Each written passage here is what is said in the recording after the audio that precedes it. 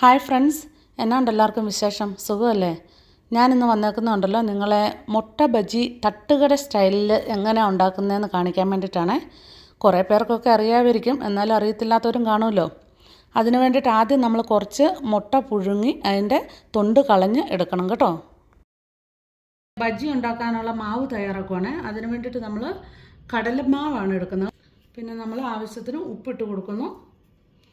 നല്ല കളറിനും ഇച്ചിരി എരിവിനൊക്കെ വേണ്ടിയിട്ട് മുളക് പൊടി ഇട്ട് കൊടുക്കുന്നു. പിന്നെ നമ്മൾ ഇതിലേക്ക് കുറച്ച് അരിപ്പൊടിയും കൂടെ ചേർക്കുന്നുണ്ട് കേട്ടോ, ഒരു ക്രിസ്പിനെസ് ഒക്കെ കിട്ടാൻ വേണ്ടിയിട്ട്. പിന്നെ നമ്മൾ ഇതിലേക്ക് മെയിനായിട്ട് ചേർക്കുന്ന കായത്തിൻ്റെ പൗഡറാണ്. ഇച്ചിരി കായത്തിൻ്റെ പൗഡറൊക്കെ ചേർത്താലാണ് നല്ല ഒരു മണവും ഗുണവും ഒക്കെ വരുന്നത്.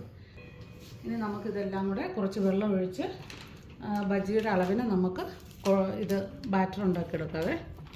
മിക്സ് ചെയ്തതിന് ശേഷം കുറേശ്ശെ വെള്ളം ഒഴിച്ച് നമ്മളത് ഒരു പേസ്റ്റ് പോലെ ആക്കി എടുക്കണം കേട്ടോ. ഇതിലേക്ക് ഒരു നുള്ള് ബേക്കിംഗ് സോഡയും കൂടെ ചേർത്ത് കൊടുത്തായിരുന്നു കേട്ടോ. എന്നിട്ട് നമുക്ക് വീണ്ടും ആവശ്യത്തിന് വെള്ളം ഒഴിച്ച് ഇത് ഒട്ടും തരിയൊന്നും ഇല്ലാതെ നന്നായിട്ട് നമുക്ക് കലക്കിയെടുക്കാം. നമ്മുടെ ബാറ്റർ റെഡി ആയിട്ടുണ്ട് കേട്ടോ. നോക്കിയാൽ അത് ഈ ഒരു കൺസിസ്റ്റൻസിയിലാണ് നമ്മൾ എടുക്കേണ്ടത്. ഒത്തിരി ഡ്രൈയും ആകല്, എന്നാൽ കണ്ടമാനം വെള്ളം നീണ്ടും പോലെ. മുട്ടയുടെ തൊണ്ട് പൊളിച്ചിട്ടേ അതിലുള്ള എക്സ്ട്രാ വെള്ളമൊക്കെ ഒരു ടിഷ്യൂ പേപ്പറോ വല്ലതും വെച്ച് അല്ലെങ്കിൽ പേപ്പർ ടവൽ വെച്ച് തുടച്ച് കളഞ്ഞിട്ട് ഇതുപോലെ നടുവേ മുറിച്ചെടുക്കണം. എന്നിട്ട് ഇതിൻ്റെ ഉണ്ണി മുകളിൽ വരുന്ന പാകത്തിന് വേണം കേട്ടോ. ഇത് നമ്മൾ ബാറ്ററി മുക്കിയിട്ട് നമുക്ക് അത് എടുക്കാവേ.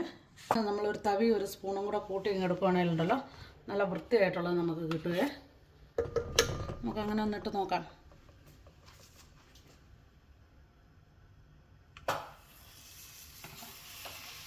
എന്നിട്ടിത് ചെറിയ തീയിൽ കിടന്നാൽ മതി കേട്ടോ. അതിനകത്ത് മുട്ട ഓൾറെഡി വെന്തതാണല്ലോ. എന്നിട്ട് നമുക്കിത് മറിച്ചിട്ട് കൊടുക്കാവേ. ചെറിയ തീ കിടന്നതിന് വെന്താൽ മതിയേ. ഇത് കഴിഞ്ഞ ദിവസം രാജീവിന് എന്തോ ഒരു പ്രോഗ്രാം ഉണ്ടായിരുന്നു. അന്ന് കൊണ്ടുപോകാൻ വേണ്ടിയിട്ട് ഞാൻ കുറച്ച് കൂടുതൽ ഉണ്ടാക്കിയതാണ്.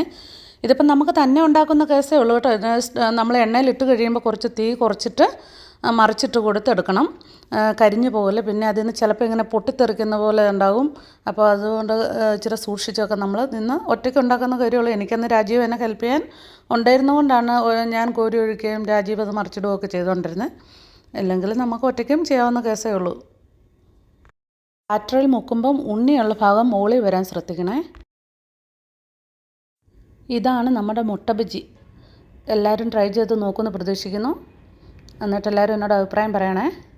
ഓക്കെ, അപ്പം വന്നാൽ വീണ്ടും വേറൊരു വീഡിയോ ആയിട്ട് കാണാവേ.